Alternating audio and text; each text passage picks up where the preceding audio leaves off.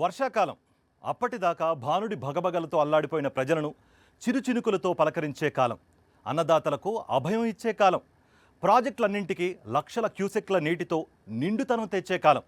వర్షాకాలం అంటే అందరికీ హర్షాకాలమే. కానీ దేశంలోని మహానగరాలకు మాత్రం వర్షాకాలం అంటే వణుకు. గట్టిగా అరగంట వాన పడితే చాలు ప్రధాన రహదారులన్నీ నీట మునుగుతాయి. గట్టిగా 2-3 వానలు పడ్డాయో అంతే సంగతులు. మహానగరాలను వరద ముంచేస్తుంది. అది కూడా మామూలు వరదలు కాదు, ఆకస్మిక వరద. నిమిషాల్లో నగరాన్ని అస్తవ్యస్తం చేసేస్తుంది. భారతదేశంలోని మహానగరాలన్నీ అర్బన్ ఫ్లడ్డింగ్ బాధిత నగరాలే. మనిషి చేస్తోన్న పాపమే మహానగరాలను మహానరకాలుగా మారుస్తున్నాయి. ఇప్పుడు వర్షాకాలం వచ్చేసింది. మీ నగరం సురక్షితమేనా?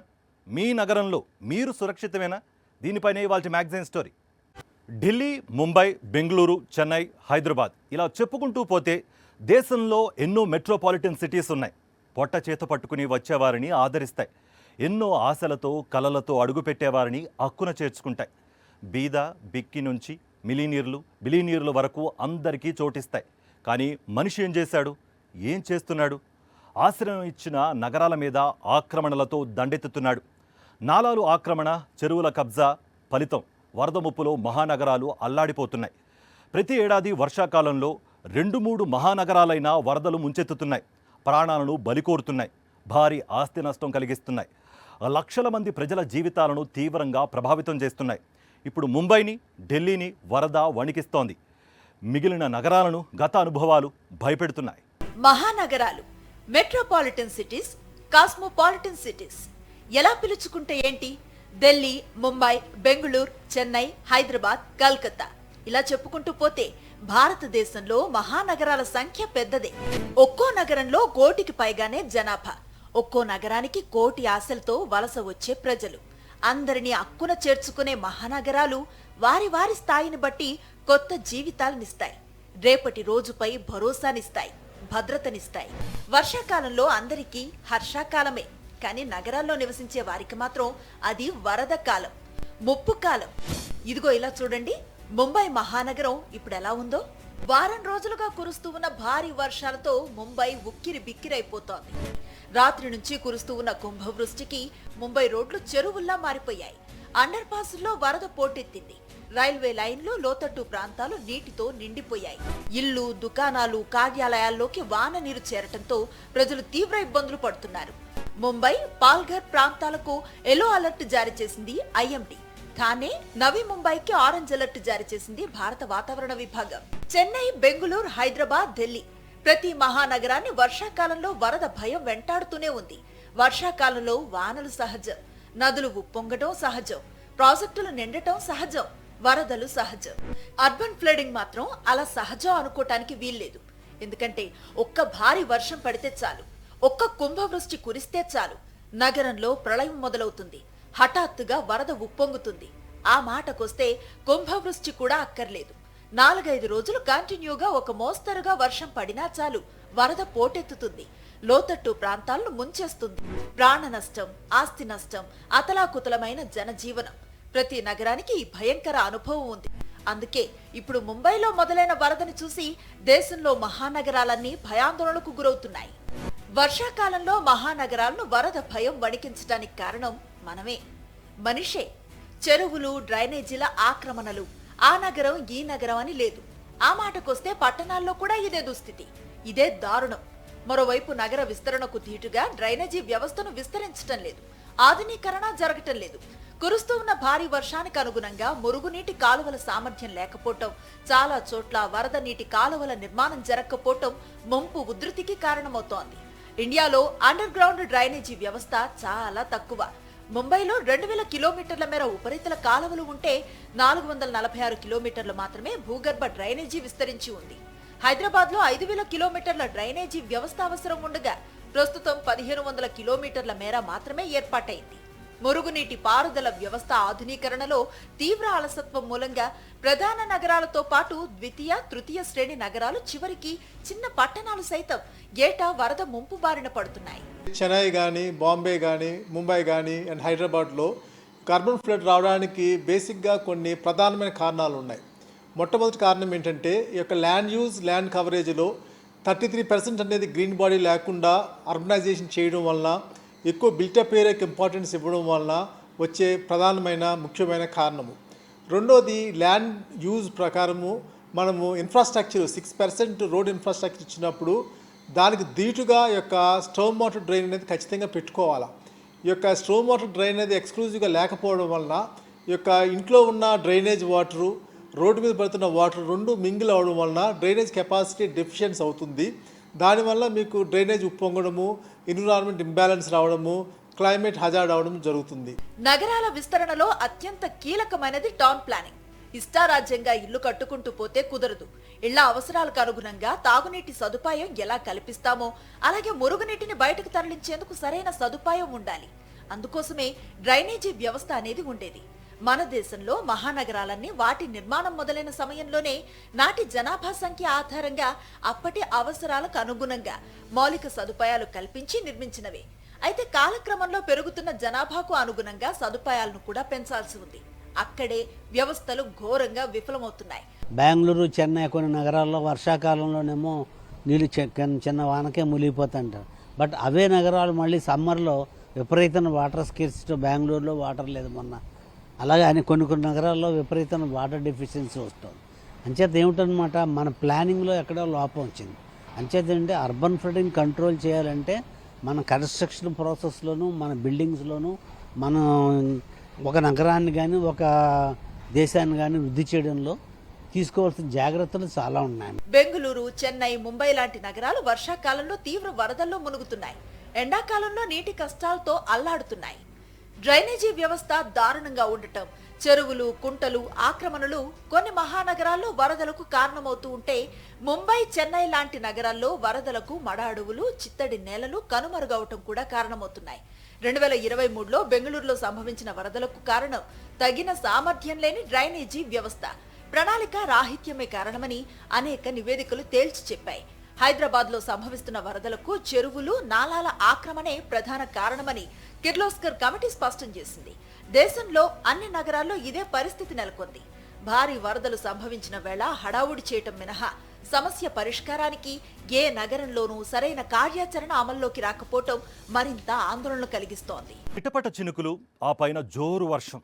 ఎక్కడైనా ఇది ఎంతో ఆహ్లాదకరమైన దృశ్యం. కానీ దేశంలోని మహానగరాల్లో మాత్రం ఇది ఆహ్లాదం కాదు, ఆందోళన కలిగించే అంశం. కళ్ల ముందే వర్షం కాస్త వరదగా మారుతుంది, లోతట్టు ప్రాంతాలను ముంచేస్తుంది. అది కూడా మామూలు వరద కాదు, ఆకస్మిక వరద.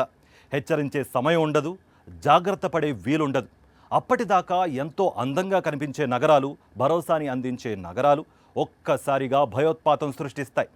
ప్రాణ నష్టం నుంచి ఆస్తి నష్టం దాకా ఆ వరద విధ్వంసం కొనసాగుతూనే ఉంది. అర్బన్ ఫ్లడ్డింగ్లో అత్యంత ఆందోళన కలిగించే అంశాల్లో ఒకటి ఈ ఆకస్మిక వరద. హైదరాబాద్ మహానగరం మెట్రోపాలిటన్ సిటీ స్థాయిని దాటి కాస్మోపాలిటన్ సిటీ స్థాయిని అందుకోవటానికి పరుగులు పెడుతున్న మహానగరం. దేశంలో మిగిలిన నగరాలను వర్షాకాలంలో వరద భయం ఎలా వెంటాడుతుందో హైదరాబాద్ ను కూడా అలానే ఆందోళనకు గురిచేస్తుంది. ఎందుకంటే ప్రతి మహానగరానికి వరద ముప్పుకు కారణాలేంటో హైదరాబాద్ ని అదే కారణాలు వణికిస్తున్నాయి. ఇదిగో ఇలా చూడండి, ఇది మన హైదరాబాదే. 2020లో భాగ్యనగరాన్ని ముంచెత్తిన వరదలు ప్రకృతితో మనం ఎంతగా ఆటలాడుతున్నామో తేల్చి చెప్పాయి. జాగ్రత్త పడమని హెచ్చరించాయి. అయినా మన తీరులో ఏ మాత్రం మార్పు రాలేదు. కాకతీయులు, నిజాం నవాబులు ఎంతో ముందు చూపుతో ముందు తరాల వారిపై ప్రేమతో చెరువులు తవ్విస్తే, డ్రైనేజీ వ్యవస్థ అద్భుతంగా ఉండాలని నాలాలు కట్టిస్తే, స్వార్థం నిండిన మనిషి వాటిని మాయం చేసేశాడు. ప్రకృతిని డోంట్ కేర్ అన్నాడు, నీటిని డోంట్ కేర్ అన్నాడు. ఫలితం దేశంలోని అనేక మహానగరాలతో పాటు హైదరాబాద్ కూడా అర్బన్ ఫ్లడింగ్ ఎంత భయంకరంగా ఉంటుందో తెలుసుకుంది. కానీ ఇంకా మార్పు మాత్రం రాలేదు. ఒకప్పుడు భాగ్యనగరంలో చిన్నవి పెద్దవి కలిపి 3000 వరకు చెరువులుండేవి. నగరం విస్తరించటం, ఉపాధి అవకాశాల కోసం వలసలు పెరగటంతో చెరువులు, నాలాల ఆక్రమణ మొదలైంది. 80వ దశకంలో కాస్తగా మొదలైన ఈ చెరువులు, నాలాల ఆక్రమణ ఇప్పుడు భయంకర రూపం దాల్చింది. అదే సమయంలో నగర విస్తరణతో పాటు డ్రైనేజీ వ్యవస్థ విస్తరించలేదు. ఉన్న డ్రైనేజీ వ్యవస్థ చాలా వరకు ఆక్రమణకు గురైంది, సామర్థ్యాన్ని కోల్పోయింది.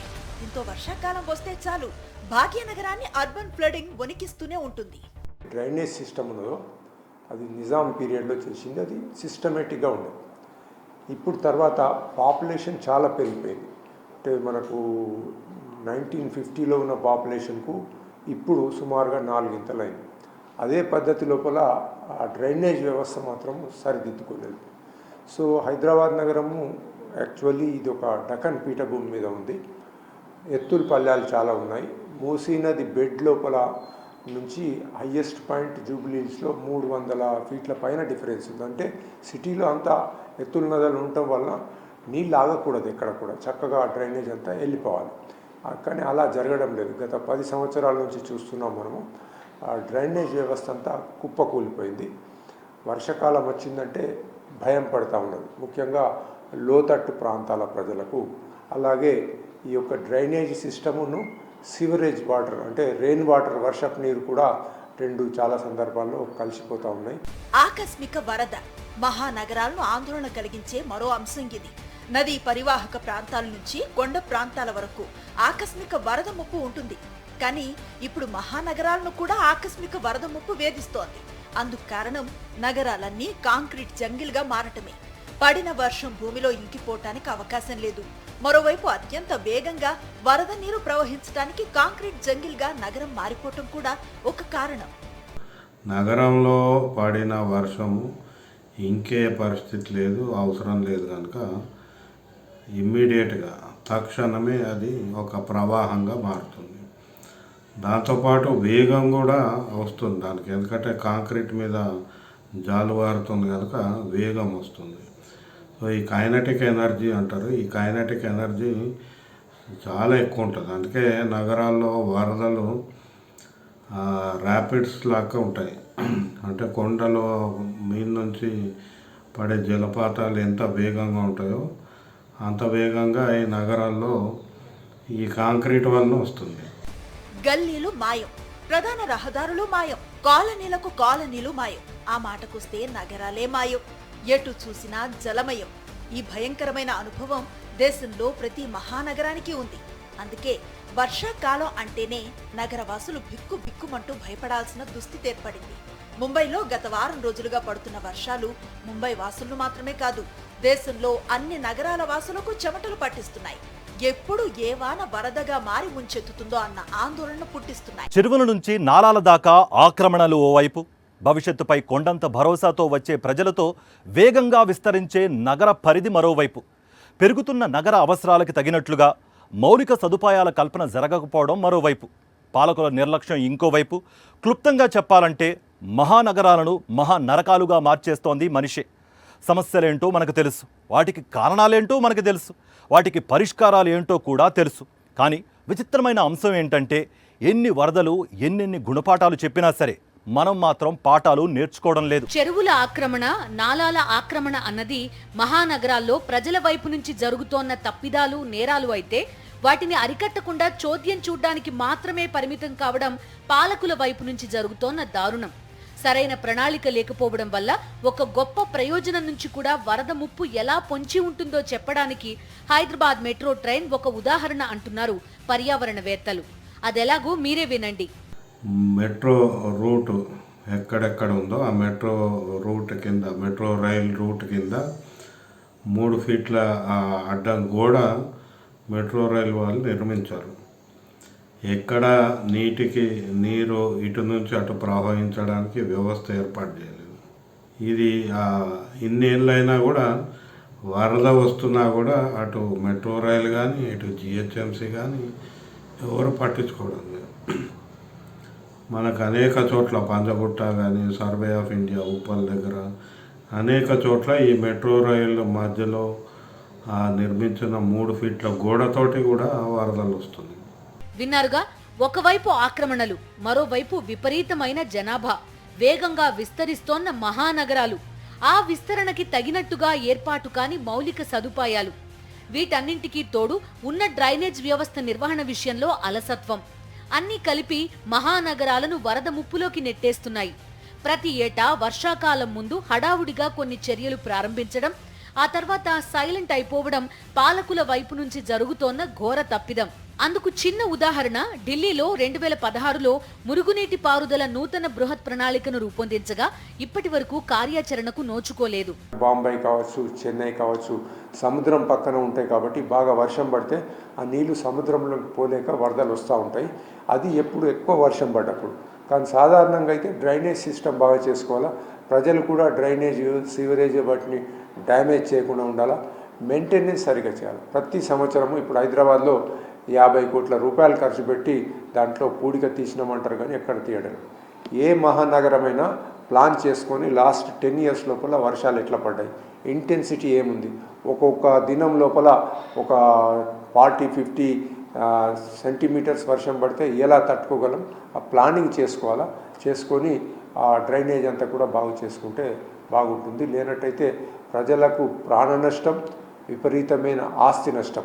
దేశంలో ఎక్కడైనా సరే వరదలు వచ్చినప్పుడు అంతంత మాత్రం నిధులనే సహాయక చర్యల కోసం విదిలిస్తున్నారు తప్ప శాశ్వత ప్రాజెక్టులకు బడ్జెట్లో ప్రభుత్వాలు నిధులు కేటాయించడం లేదు. ఢిల్లీ, ముంబై, చెన్నై, బెంగళూరు, హైదరాబాద్ ఇలా ప్రతి మహానగరం కూడా గత 10 ఏళ్ల కాలంలోనే 1-2 భయంకరమైన వరదలకు గురయ్యాయి. ప్రాణ నష్టంతో పాటు కోట్లాది రూపాయల ఆస్తి నష్టాన్ని చవిచూశాయి. అయినా పాలకుల తీరులో మాత్రం మార్పు రాలేదు. ఇప్పుడు ముంబైలో వారం రోజుల నుంచి వర్షాలు పడుతున్నాయి. కాస్తగా వరద ముంచెత్తుతోంది. ఒక్క కుంభవృష్టి కురిస్తే ఇక అంతే సంగతులు. మిగిలిన మహానగరాల పరిస్థితి కూడా అంతే. ఇప్పటికైనా పాలకులు కళ్ళు తెరవాలని, మహానగరాలకు వరద ముప్పును తొలగించాలని ఆశిద్దాం. ఇది వాళ్ళ మ్యాగజైన్ స్టోరీ.